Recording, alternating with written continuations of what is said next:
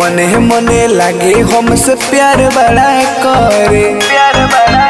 अरे सखी सुना ना, होते सबेर है वो आ जाला घरे।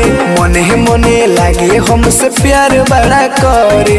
देखे जब अकेले आँख मार के बुलावे, देखे जब अकेले आँख मार के बुलावे।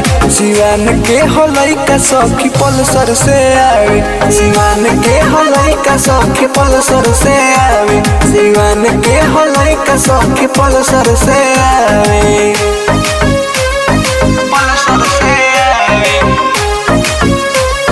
पल्सर से आवे।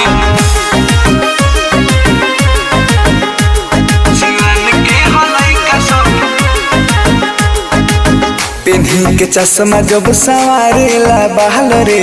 सच कही सखी बहरी लागे कमाल रे, सच कही सखी बहरी लागे कमाल रे।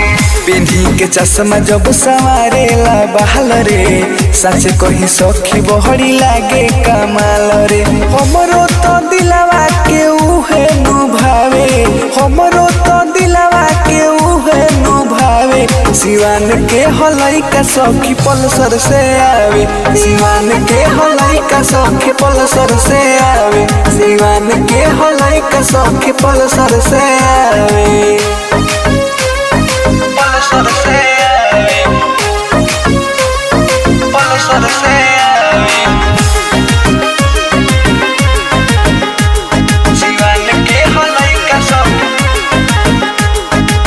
हवे दिलदार दिलव करे करे आइल बा। होइल बा दीवाना आज हमरो बुझाइल बा, होइल बा दीवाना आज हमरो। हाँ हाँ हवे दिलदार दिलव करे करे आइल बा।